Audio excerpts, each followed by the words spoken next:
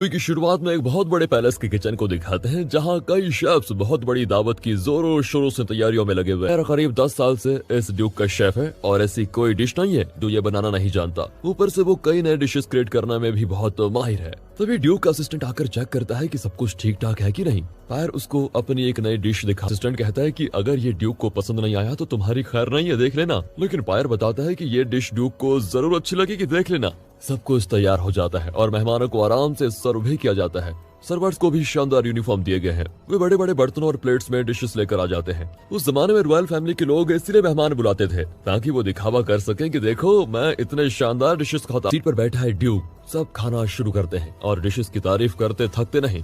वे पूछते हैं कि क्या आप सच में रोज इतना टेस्टी और शानदार खाना खाते हैं? तबीयत खुश कर दिया आपने सच में। ड्यूक का सर तो गर्व से ऊंचा हो जाता है और वो अपने मेहमानों को अपने शेफ पायर से मिलवाता है। फिर पायर का स्पेशल डिश उन्हें सर्व किया जाता है। एक आदमी पूछता है ये नया डिश है क्या? शेफ बताता है कि इस डिश का नाम है डिलीशियस और ये आलू का बना है कि आलू भी कोई इंसानों की खाने की चीज है? फिर क्या था? सारे मेहमान उस आदमी की बात सुनकर पायर की बहुत इंसल्ट करते हैं कि तुम्हारे डिशेस टेस्टी तो हैं, लेकिन आलू जैसी बेकार सब्जी यूज करके तुमने बहुत बड़ी गलती कर दी। और ड्यूक की बहुत ज्यादा इंसल्ट करते हैं। कह नहीं सकता तो पायर को डांटता है कि तुमसे किसने कहा था कि नया डिश ट्राई करो। इन सब के सामने घुटने टेक कर माफी मांगो। उसे नौकरी से निकाल देता है। इसके बाद पायर अपने बेटे डेविड को लेकर अपने पिता के घर जाता है जो कि दूर के गांव में है। बेटा, तुम्हारे पिताजी कुछ महीने पहले गुजर गए। वो अपने होटल में आने वाले यात्रियों को खाना देते थे और जरूरतमंद लोगों को फ्री में खाना देते थे। जब वो नहीं रहे तो उन लोगों को खाना देने वाला कोई नहीं था, इसलिए वो लोग यहाँ की चीजें उठाकर लेके गए।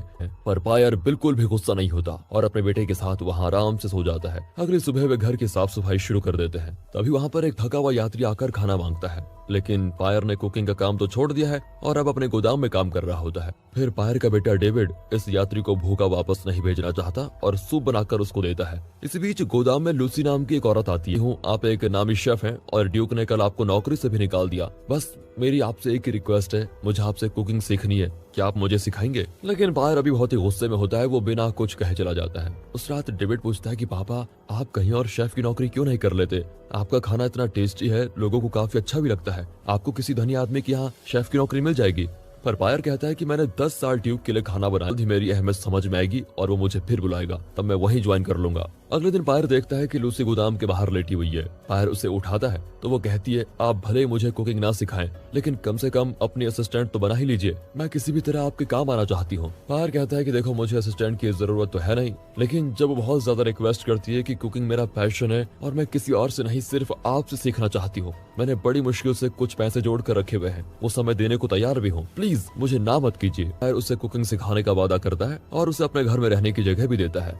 लेकिन वो सिर्फ कुकिंग नहीं सीखती बल्कि बाकी कामों में भी पायर का हाथ बटाती है। एक दिन कुछ बच्चे होटल में रखा हुआ ब्रेड चुरा कर लेके जाते हैं। लूसी तुरंत पायर को बता देती है। फिर वो कहता है कि मैंने जानबूझकर वो ब्रेड वहाँ पर रखा था ताकि वो बच्चे उसे उठाकर लेके जाएं। जब मेरे पिता जिंदा थे तो वो कई बच्चों को और बूढ़ों को खाना खिलाते थे। अब मैं भी उनका अच्छा काम जारी रखना चाहता हूँ। पायर पूछता है कि सच बताओ, तुम कौन हो? तुम्हारी चाल ढाल देखकर लगता है तुम या तो किसी रॉयल फैमिली को बिलोंग करती हो या फिर कोई वैश्यावृत्ति हो। और उसके पास कोई जवाब नहीं होता। पायर अपना काम करने लगता है तो वो बताती है कि आपने बिल्कुल ठीक पहचाना। कुछ साल पहले मेरा पति मर गया। अपना गुजारा चलाने के लिए मुझे ये धंधा करना पड़ा, लेकिन जब मुझे एहसास हुआ कि अपना पेट भरने के लिए जमीर बेचना गलत है तो मैंने वो धंधा छोड़ दिया। मुझे कुकिंग बहुत ही पसंद है, इसलिए मैंने आपको टीचर चुना है। अब उसका सच सुनकर पायर की सच बताने की उसकी हिम्मत पायर को बहुत पसंद आती है। वो कहता है मैं तुम्हें कुकिंग जरूर सिखाऊंगा। फिर वो लूसी को जंगल में लेके जाता है। वो खुद तो आराम से बैठ जाता है, लेकिन लूसी से कहता है तुम आसपास जाकर देखो और ऐसे फल पौधे वगैरह ढूंढ कर लाओ जो तुम्हें खाने लायक लगे। लूसी वैसा ही करती है। फिर पायर एक एक करके सारे पौधे और फल चेक करके उसे बताता है कि कौन सा पौधा खाने लायक है और कौन सा जहरीला है। इस तरह लूसी कई बातें सीखती भी है। फिर वो लूसी को आंखें बंद करने को कहता है और उसके मुंह में एक एक करके कुछ फल और फूड आइटम्स डालता है और लूसी को टेस्ट करके बताने को कहता है। पायर कहता है कि शेफ के लिए सबसे जरूरी होता है उसका टेस्ट बड्स।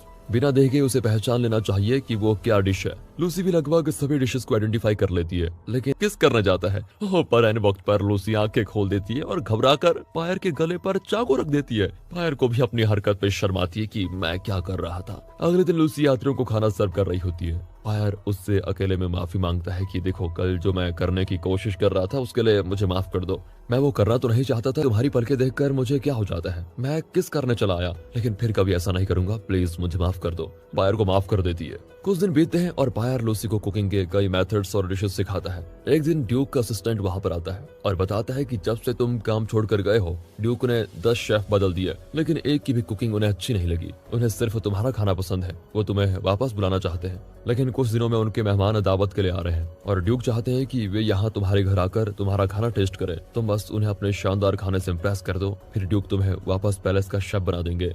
अपना घर और अच्छे से सजा लेना, क्योंकि सारे गेस्ट बहुत धनी लोग हैं। ये कहकर वो चला जाता है।